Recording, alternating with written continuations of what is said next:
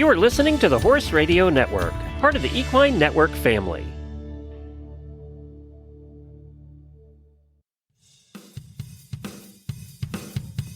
You're listening to the Show Jumping Podcast, a fun and informative show for riders, owners, trainers, grooms, and fans of all levels. I'm Christy McCormack in Saratoga Springs, New York. And I'm Kimmy Carlson in St. Louis, Missouri.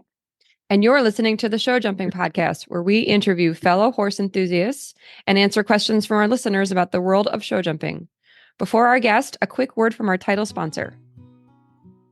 Relyne GI is a natural, long-term alternative that goes beyond masking symptoms. This unique blend of gut-friendly hyaluronan and wellness-boosting beta-glucan works with your horse's body to soothe and protect their digestive system. Unlike traditional therapies that can disrupt digestion and nutrient absorption, Relyne GI leaves your horse's natural balance intact. But don't take our word for it. Relyne GI is field tested by leading veterinarians and backed by peer-reviewed research, including a study by Dr. Nathan Slovis, showing it effectively reduces gastric ulcers in active horses. Plus, it's clean sport certified and safe for competition use. Head over to resolvet.com. That's RESOLVET.com and use code SJP at checkout for 10% off, linked in our show notes. On today's show, Carolyn Curcio is back, joining us from England and giving us a how-to on looking for and buying horses in Europe. Hi, Carolyn. Hi, guys. How are you? We're great. This is also a special episode because this is my first episode with my new summer co-host, my sister, Kimmy McCormack, who we all actually know as Kimmy Carlson, but I'm still going to call her McCormack. That's how she's been to my world. Kimmy is filling in for Ashley while Ashley's on maternity leave. So welcome, Kimmy. Thanks for joining. Yeah, thanks for having me. I'm so excited to be here. And a third little twist is for our listeners, Kimmy and Carolyn have been longtime friends. They were actually college roommates and grew up riding together. So this is sort of like a nice little reunion for all of us. Yeah, we shall leave the number of years ago that we were college roommates off the podcast, maybe. We don't talk about age on this podcast. Carolyn, on our last pod, we were able to talk about sort of what it's like, comparing the sport of show jumping in Europe versus the States. And we said we were going to do a follow-up on how to look for and buy horses over there. So, and that is, remind us, that's your main business, right? You are a sales business for customers both in the US and in Europe. Is that right? Yes, definitely. I have competitive ambitions, but the bulk of the business is sales. Well, you got to make money somehow, right? Exactly. Got to make a living. So I certainly have some European experience working for a sales barn over there years ago. Again, we won't talk about how many years. And Kimmy, you joined me for a bit over there. So all of the three of us have, collectively quite a bit of knowledge on that. But I'm not sure how much our listeners know about the process of what it takes to even start looking for a horse over there. And, sometimes that can feel really literally far away and intimidating to even say, oh yeah, that horse that I'm going to show next year in the adult amateurs is actually, showing in the 6-year-old jumpers right now in Europe. So starting off with assuming someone has a trainer that has called you to set up. So we'll get into what to do if you don't have that, but assuming someone rides with a barn, has a trainer and says to me, or if I'm the client, we're going to go to England to look for horses with my friend Carolyn. What can that buyer expect when they come over there? And can you walk us through what the process is from sort of when they, arrive at your farm to potentially when they're taking their horse home? From the get-go, it's great that they're coming with their trainer and that they're part of a program that they're comfortable with and that they have confidence in, because I would say the most important part of the process is that there's trust. Because there's a lot of variables in horses and there can be a lot of ups and downs. So if I get a phone call from a trainer looking for a client, I work backwards from the request. So I ask about riding level, whether or not they're wanting to move up, what some of their personal goals will be, what their budget is, and what the trainer is comfortable with managing wise within the barn. And then when they come here, they can expect both to try horses at my farm, but also a lot of the business is me sourcing horses outside of the farm. They can come, we try and make them feel as comfortable as possible so they're aware of what the trip is going to involve as far as driving and where we'll be going. And then they sometimes are familiar with the trial process if they've leased or bought a horse in America, but they'll get to view the horse in the cross ties. And then we take them down to the arena and we run it sort of not too differently to when you would work a horse, normal warm up, simple course set up. And I try to be quite clear about what the expectation is and then see if it's a right fit. And do you feel like you can tell pretty easily or pretty quickly, if that fit is going to be a match when the rider gets on? How, I know that when we try horses here in the States, we tend to, use the week or so if we're trying something. Sometimes we even show them or ask to. And sometimes it takes a couple of rides for that rider to feel comfortable on the horse. But it's a lot faster over there, right? They only have a certain, nobody goes there for a week to try the horse for that many days in a row. How does that, how do you feel as a professional watching if you can say, oh, I think this is going to work out or not? And certainly their trainer has input too. Yeah, so I try to be careful two things. I try not actually to levy my opinion too heavily because I want there to be the greatest amount of trust in the trainer. So if there's something that's extreme, I will definitely step in and sometimes call off a trial if I think it's not going to work, or I can voice encouragement if I think that is going really well. Not a lot of people arrive with the luxury of having more than a day's trial, but we will do a back-to-back where first day they try the horse at home, and then second day we can organize for them to go to a show center or a different environment so they have a little bit more information as to what a horse is like when they're away from home. Sometimes that doubles up because I'll have other professionals that actually bring their horses to my yard.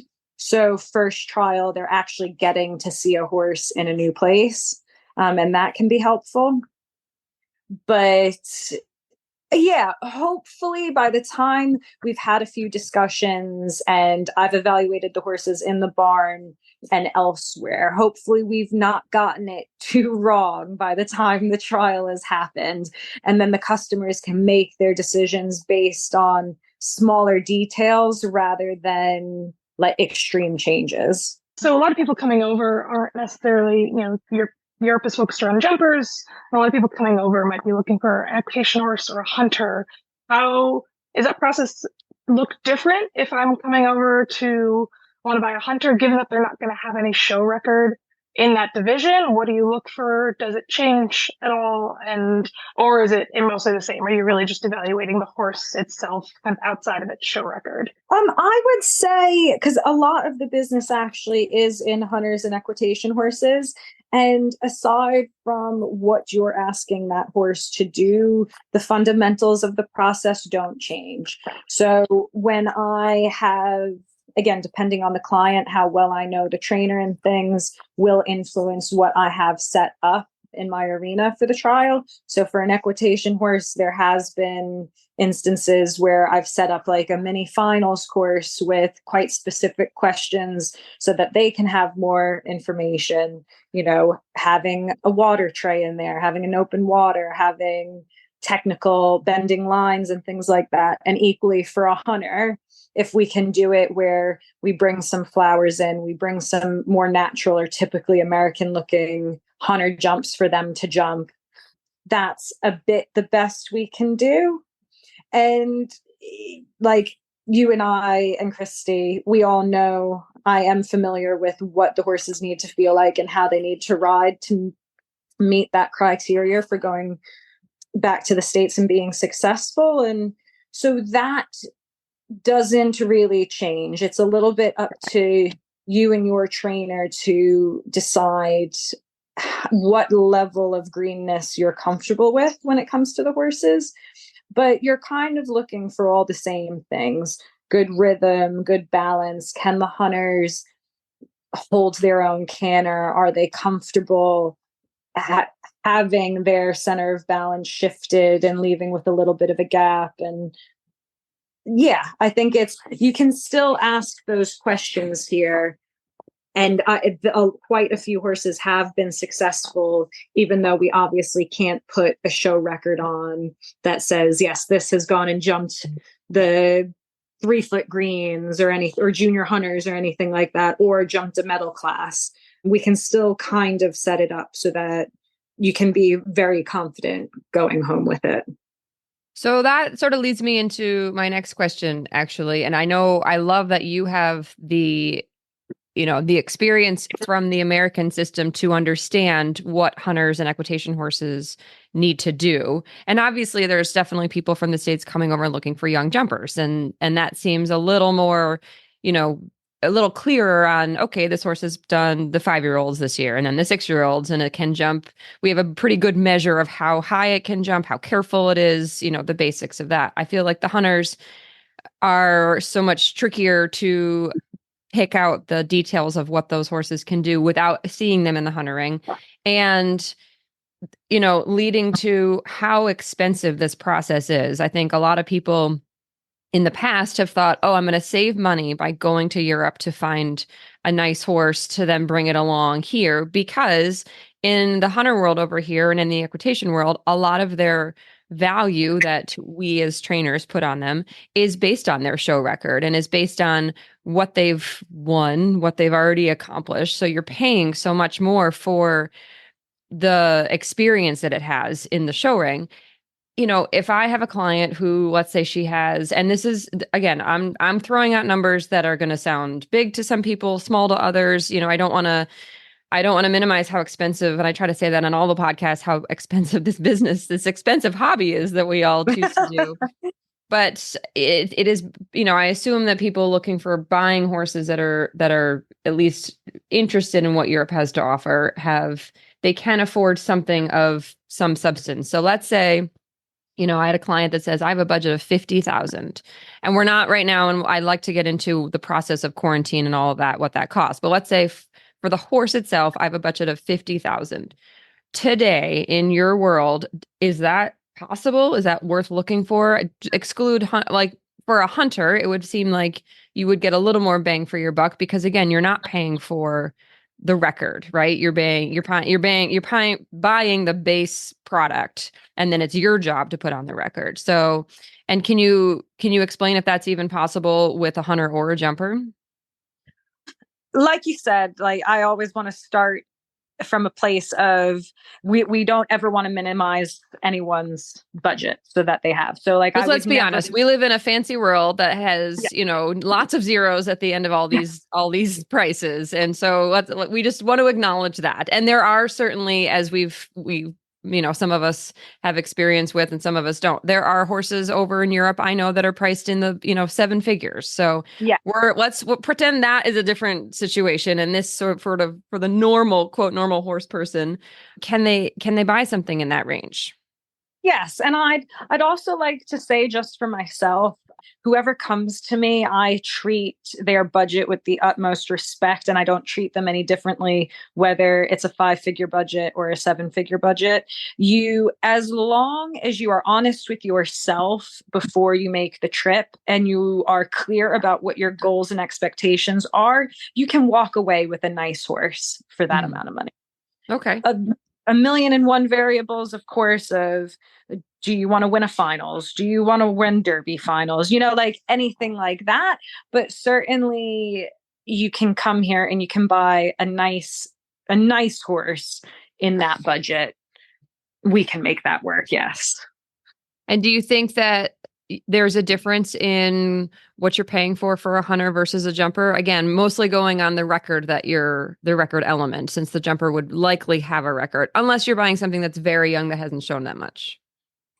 To be honest, I would say probably in the last 2-3 years and going forward, I would say in particular with the equitation and the hunters, the record influences the budget less than what the raw qualities are of the horse that like, established professionals know how to find.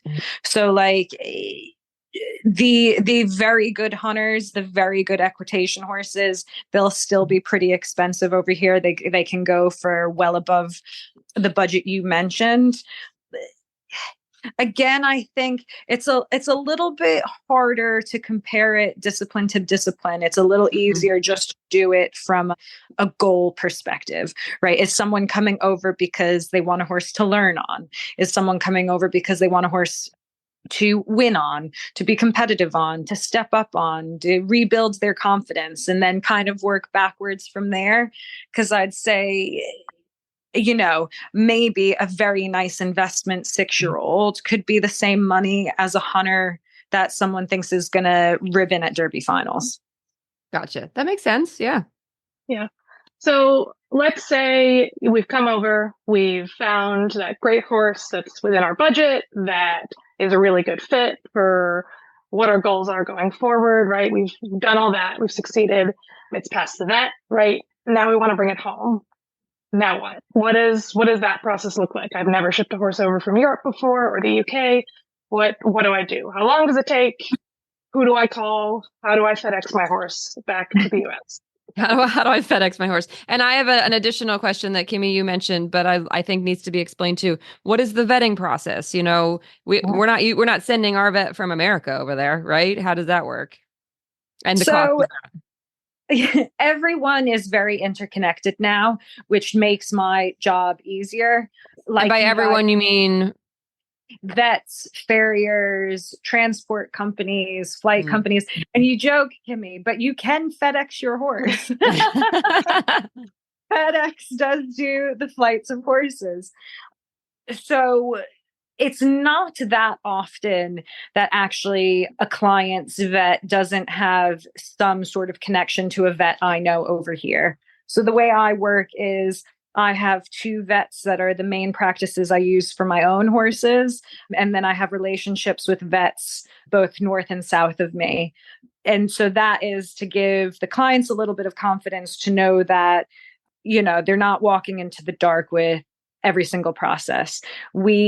After we've chosen a vet, an email goes through that everyone sees to establish what is most important. So what we would call an American set of x-rays, a clinical, so your basic eyes, heart, lungs, flexions, written work same on kind of vet work, or same kind of vet exam that we would expect over here, a pre-purchase exam.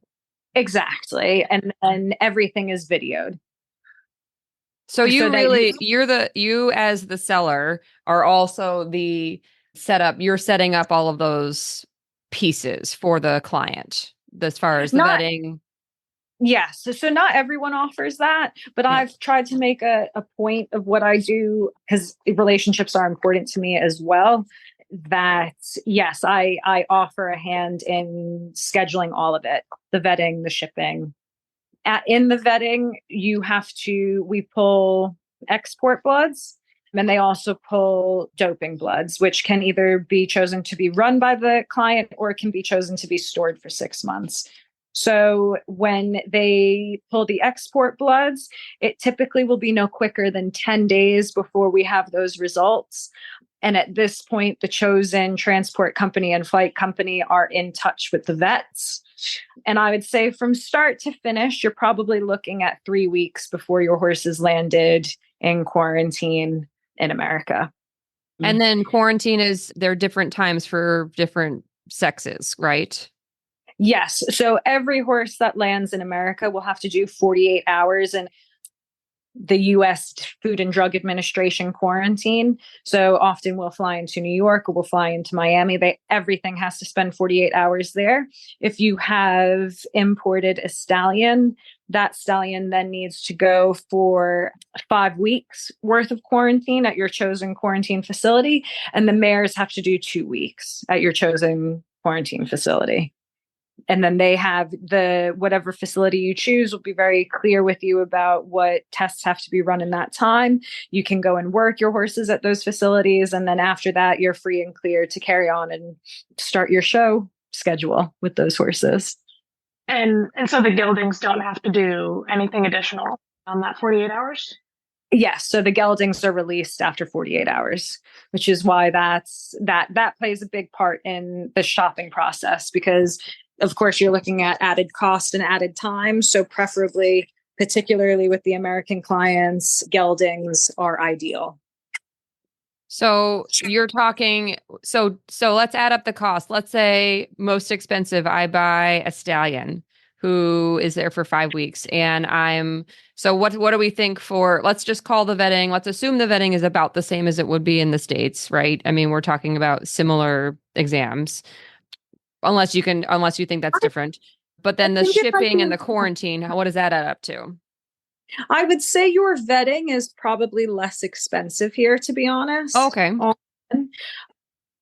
To ship a mare in dollars, all in is probably going to run you around $17,000. To ship and quarantine, or just ship? Ship, vet, and quarantine. Ship, vet, and quarantine a mare. Okay, so that's a 2-weeker. Is that what you said? 2 weeks for the quarantine. So if I bought a mare for $50,000, like I said, that budget, we found a nice young horse, $50,000, and then we're adding another 17 in for shipping and quarantine. And then assuming trainers work this way, you're adding your commissions, on top of that. I'm also assuming too that the buyer is paying their commission to their own trainer and isn't assuming not assuming they need to pay a commission to you. Is that how that works usually? Every situation is different, but that's decided at the beginning of the process before the horses are even viewed. Got it. So I make it clear that everyone is comfortable and is aware of where money is going and who's receiving money. I see. Okay. So, Carolyn, out of curiosity, that is an actual sort of written contract that's written up, or is that just sort of a verbal agreement before folks come over? If a horse comes through my barn, a bill of sale is written up and signed by myself and the buyer, and it's stated on there who's receiving any commissions. But there's a verbal agreement before that.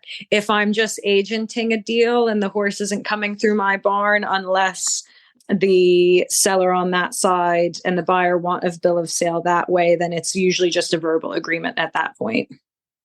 So a lot of this is based on trust with your own trainer and with you. And it sounds like, you've really checked all the boxes on transparency. I think that's a big thing that people get intimidated by, as far as, well, I don't know what I don't know. And I don't know who's, dealing with what. So that relationship has to be really important. What advice would you give somebody who does not really have a main trainer, or maybe just rides with a couple of different people, is trying to look for something on their own? How would they even start this process? Do they just Google buying a horse in Europe? Like what happens there? I'm very anti going to the internet, which I know is very difficult. There's no blue book, is there, for parents in particular that are maybe going down this path for their kids, or for an older amateur that wants to have a bit of enjoyment. I would say my recommendation is to find the closest professional to you. So, because everyone has some proximity to a professional in some capacity, even if you're bouncing between trainers, or if you're an amateur wanting to do a little bit of your own thing, I would still say, and most professionals are open to this, pick the one that you have the most respect for and give them a phone call and ask them for a reference for someone else. And then work your way from there. I know that Instagram and Facebook is very popular, and I'm trying to get a little bit better at that. And it can be useful for people to see some of that information, but I still think there's nothing safer to do than to do it by word of mouth. And reputation. Reputation. People find someone that has at least a little bit of experience doing it and go through them, or make a second phone call to a reference that they've given you. Because I think one of the most important things about successfully buying a horse for yourself is being honest about what your capabilities are and what you are set up to provide the horse. Because again, I think, and not to get too far away from the discussion, but one of the hardest things is unrealistic expectations on horses and when things go wrong. So people expecting horses to make up for too many of their own shortcomings, and whether that be in riding or in showing or in management, that's why I think, and I think in America, and correct me if you think I'm wrong, people at shows, they are surrounded by professionals. So the best thing is to do, stay off of Facebook and go to the ring and pick a professional and ask them what they think and then go from there.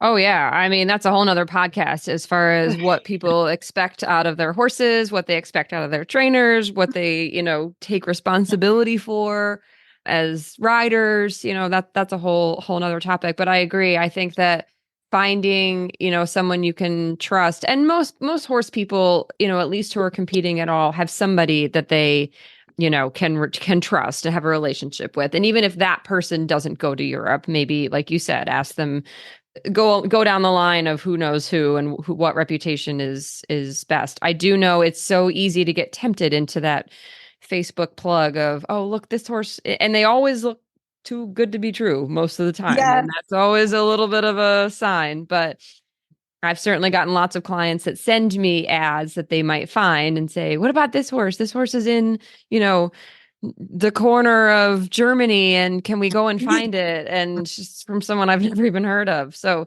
yeah, that's tough. But again, from their perspective, where do they start? And they're sort of looking for how much horse can I get for how the money I have to spend? And can I have any sense of control in that process? Because I think that's a lot of it. We're talking about trust and transparency, and that's really leaving the client in the backstory of saying, okay, well, I'm going to just trust that everything that happens that I can't control is going to go well. Yeah. Yeah.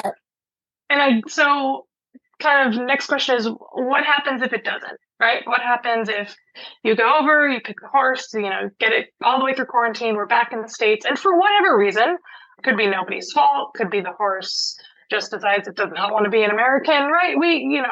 All the reasons it happens. I know there are situations where you'll gild a stallion, and by the time you get it over here and it goes through all those hormonal changes, it's a very, very different horse. And we decide this is no longer a good fit. This is not, and we want to maybe return it or exchange it, or it needs to go back to Europe. What do you allow that? Do you facilitate that? What does that general process look like? Or is it kind of just like, nope, it's there now, kind of deal with it going forward? So knock on wood, I have never had a return. That stems impressive. Wow. Yeah. It stems a little bit from the fact that from the beginning, I wasn't capitalized in a way where I had the ability to take returns. So I've been as meticulous as possible about making sure it's very, very, very difficult for the situation to fail. That being said, it's a little bit of numbers game. Like you said, Kimmy, it doesn't necessarily have to be about someone doing something wrong. Certain situations don't work out. So at that point, I do work with professionals who have the ability to sometimes take a return if needs be. Otherwise, you work in a situation, again, every scenario is different. So whether or not the horse gets there and you use your network of riders and trainers to maybe move that horse into a different program. If you take that horse in an exchange for sales livery again, if you can get that horse sold through a different professional over there, there's a priority put on making sure that there are some options to explore if something's going really wrong. But luckily we've never had to do that. You work with professionals that hopefully there's things that I don't handle. So if a horse goes and gets sick or goes and gets hurt, of course you help a hand in what the next step is, but we're not responsible for those variables as such. If the horse arrives and is a completely different character to what was expected, you would try to avoid flying that horse back at all costs, just because of the expense of it, really. Right. But networks are extensive at this point in the game over there. And there's normally a way to work it out that you find the right job and the right person for that horse, so everyone can end up in a happy place. And that's that's kind of my experience is limited as far as myself ever having had to do that. I've seen other professionals, there's big dealers that say if they're selling 300 horses a year, it's not a problem for them to say, send it back. I send you a different one. And I think if you're in a position to do that, that's a wonderful thing to be able to offer. I'm not in a position to be able to offer that. So we try and do as much other homework as possible and try to be as networked as possible to provide options on the other side of the pond. Yeah, and I think the expense and time to send it back speaks to, I think, just the importance of, like you said, the due diligence on the front end and really trying to avoid that outcome as much as you possibly can and eliminate all the variables you possibly can on the front end before that horse ever gets on a plane in the first place. Exactly. And it's not easy on the horses, that kind of travel. So it's certainly not something you want to put them through willy-nilly, so to say. Because, like if something were to go and struggle, say, with the Florida heat and things like that, I try to work with as many professionals as I can that I have faith in their programs, so that you also don't want to feel like you're sending a horse into a situation where they don't get to have a second chance, where you want them to be sent into a situation where they're given the best chance possible to settle into a new environment and to be given the benefit of the doubt of whatever bumps may be in the road in the first couple months that they're there. And luckily, touch on wood, I've always been in a situation where it's been fine and everyone's very happy. And I guess you talk about bumps in the road. Is it pretty normal or pretty common for horses to have a little bit of a hectic period, right, as they come over to the States, that maybe they're not the exact same horse that they tried a few months ago, but then, just give them a moment to maybe settle down, get used to the heat or whatever, their different environment? Is that pretty normal to have kind of that sort of relaxation period? I would say so. Again, it's very horse specific. Every horse, if it's in my yard, has a leaving sheet that goes with them. It gets sent directly to the buyer, and a printed copy normally will go in the passport. And we try to make it as detailed as possible for what feed they're on, what they wear to go out in the field, what their quirks are, what their work and show tack is. I do a lot of agenting, so there are a lot of horses that get sold that aren't in my care, and so then it's a bit on those owners to communicate the personal details of the horse to the sellers in that scenario. But I think horsemanship is so important when you take into account the stress of trucking from anywhere in the UK to an airport in Belgium or an airport in Holland. There's quite a lot of standing before the flight itself, and then, acknowledging the fact that those initial 48 hours in quarantine, no professionals that we know are allowed to see the horses.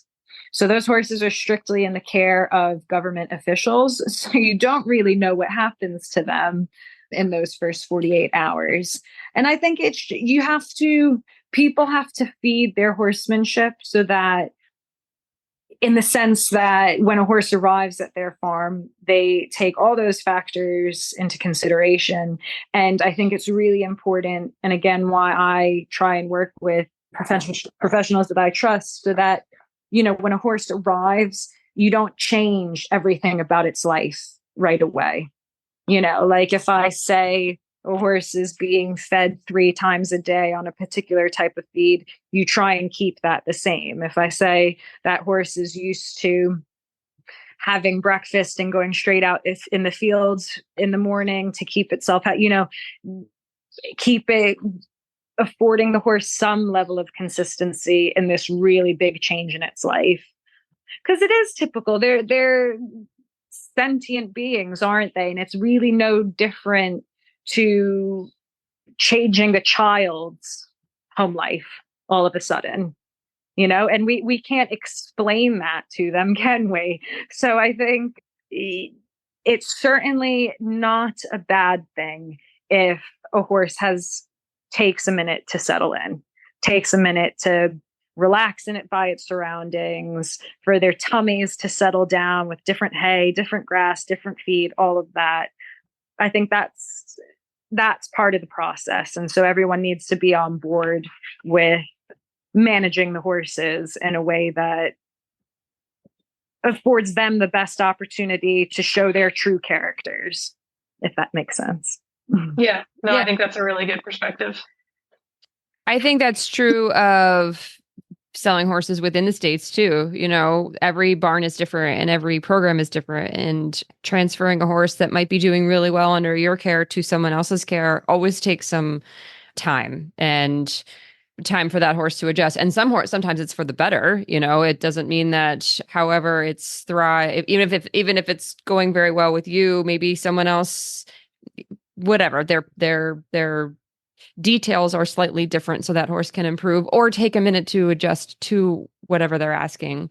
And I think the return question is also true as well of selling horses here. Nobody wants it to not work out, right? We're all selling horses that we are trying to match well with someone else, not saying, hey, take it, buyer beware, and you got to deal with that problem. You hope that the way we all do business is helping find a successful match. So, but having to send it across the pond is definitely a barrier, and saying, this isn't working, can you just come pick it up? You're not going to FedExing it back is still a big deal. Next show. Right.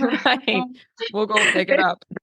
Exactly. Do you have any funny stories of some, trials or horses that you tried to sell that went not as planned, maybe in a trial when someone came over?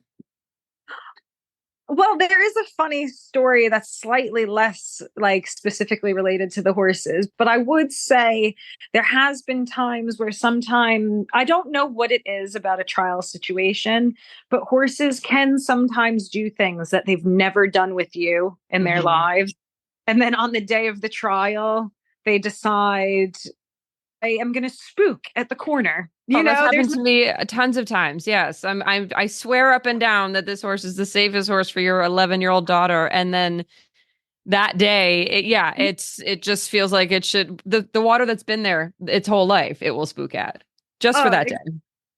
And I don't know what that is about horses, but that does happen. I think some know that something's different and they just don't want to leave. They're like, sorry, it's not happening here. We have made joke before about horses thinking it's too nice here. Why would I ever want to leave? Why would I leave? But I recently, someone who's been a really nice business partner, he's bought quite a few horses through me at this point.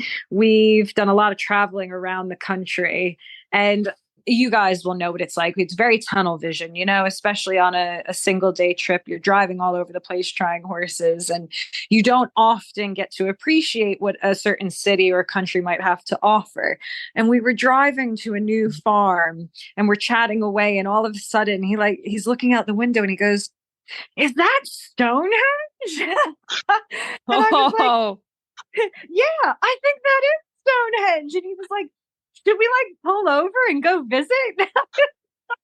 I think maybe, because when are we ever going to drive by Stonehenge again? Exactly. Fly across the world specifically to see this, and here we are. Here we happen to be by accident trying horses for us. So I really enjoyed that. But yeah, horses, sometimes they like to make liars out of us, don't they? Yeah, they do. They certainly do. Yeah, we wish they could talk, but only sometimes, I guess. And they certainly tend to challenge what we say is, and again, back to transparency, right? People are trusting us or trusting you to sell them on paper what sounds amazing, yet they're still animals. There's still things happen, whether it's in a trial, when they get it home, they're beings that we have to work with and not just ask them to work for us. Exactly. And, records and videos, they can be helpful, but they don't really tell a story. Right. And I know everyone loves a box checking exercise, but riding and horses was meant to be about feel and about like communication in the moment. And it would be helpful for people to refocus on that rather than trying to make it all about paperwork and what things say on paper. Here's another question about trying and saving money and that kind of thing with videos. Do you ever sell horses strictly off someone watching videos and they say, I want to buy that horse? Yes. Actually, does that work in your experience? Yeah. So last fall, there was one client who's bought 2 horses off a video. The one horse I never even rode myself. It's just a horse I'd known for about 3 years and seen from show to show. And that they actually said to me, it's maybe the best horse they've ever bought. Wow. For their clients. And then they bought a second horse off my trial video, and very happy with that animal as well. And so particularly during COVID, a lot of the business focused on people buying off of videos that I myself had made riding. So we have been lucky. I've done it a few times where people are just buying off the video. Yeah, I mean, if that works, that's another way to save, a trip over there, right? And whether that trip that we didn't talk about that, the trip cost alone of flying yourself, your trainer, your hotel when you get there, that alone adds up certainly. So, however, I guess I would qualify that with, I hope whoever's buying off a video is an extremely knowledgeable, a trainer perhaps that has that input. I really, again, back to Facebook and Instagram, I would not recommend, and I'm speaking for myself, but I would imagine you said the same thing and would think that please don't buy. For the general advice is do not buy only off the video unless your trainer has the great relationship and trust what's coming and you're all willing to take a bit of a risk, because you're right, it is about feel. It's not necessarily about just what that horse can do. And maybe sometimes they're just buying it as an investment to say, let's bring this horse over. It's not for me, the amateur, to ride. It's for a professional who has a lot of experience riding several types of horses. So it has a better chance of going well. But I just know that I have ridden horses that others have bought off videos. And then, everyone looks surprised when they go, wow, this isn't really what it was on the video. Yeah, I know. Clearly it's not. Let me just fix that for you. No problem. Well, I think it's worth noting that the 2 success cases Carolyn talked about of a horse she'd known for several years, even had ridden it in her professional network and seen, and probably had still quite a bit of sort of baseline of how that horse went and behaved and performed, and one she'd ridden herself, even, so that it's still a lot more than just, somebody over in the States, watching some video on Facebook. Yes. Trainer they don't know, right? That huge disconnect. There's still sort of a lot more through lines, even in those cases when the client did not personally sit on the horse. You're still having just a lot more baseline knowledge of what that animal is going to be like than just a video in the void, right? Right. Exactly. Right. And I say, like, of the professional, because they were all professionals that have bought off the videos, where they might be buying the horse in particular for one client, but definitely they have 2 backup plans, and that's what I always recommend when buying a horse as well, is, when you try something, if it's not going to do your first choice, what can its other job be? Sure. Right. Make it as, and I feel bad about that, actually, because I think some really wonderful horses that are a bit more particular, a bit more quirky, they get missed out on because they maybe don't wouldn't suit 5 different scenarios. But the 6th one they would, and we just didn't get that far. Yeah. Exactly. So, but it's sales. It is what it is. Yeah. And if you can, for every situation where you can make it so that there's 3 different jobs a horse can do, then that horse has a better chance of being happy, really. Well, and like we said in the beginning, it's a business too, and it's a business of selling animals that are like we've covered today, change in different environments, are suitable for some people and not others. So you really have to find the balance between making the business work, making, the horse happy, making the client happy. And that's kind of the challenge of the whole thing, isn't it? Yeah. Yeah. Yeah. Well, Carolyn, thank you so much for another fun podcast. We would love to have you on again, I'm sure. Love to be on again. Kimmy and I are going to have some fun this summer with some fun guests and different topics. So anytime you want to join, just send a message and we'll plug you into the schedule. Okay. Absolutely. And maybe one day you both come over and we do a video podcast from England. That would be wonderful. Pod on the road. I like it. All right. Thank you guys. Thank you. You go enjoy the rest of your evening now over there. We got the rest of our day coming up here. Yeah. All right. Have a good rest of the day. You too. Bye-bye. Bye. As horse owners, we spend a lot of time on the road. Let US Rider help keep you covered. Our equestrian motor plan offers fast, reliable, nationwide service from our highly trained roadside assistance team. 24/7 coverage for both you and your horse. Membership includes horse trailer servicing, towing, flat tire repair, even on dual wheels, battery assistance, and lockout service on any vehicle in your plan. We also have your equine companions covered with referrals for emergency vet services, farrier referrals, and emergency stabling assistance. Get peace of mind on the road for you and your horse. Join US Rider today. Thanks for joining us today on our episode of the Show Jumping Podcast. Be sure to join our Facebook group, Overheard on the Show Jumping Podcast, and submit your questions there. Keep your eyes up and your heels down.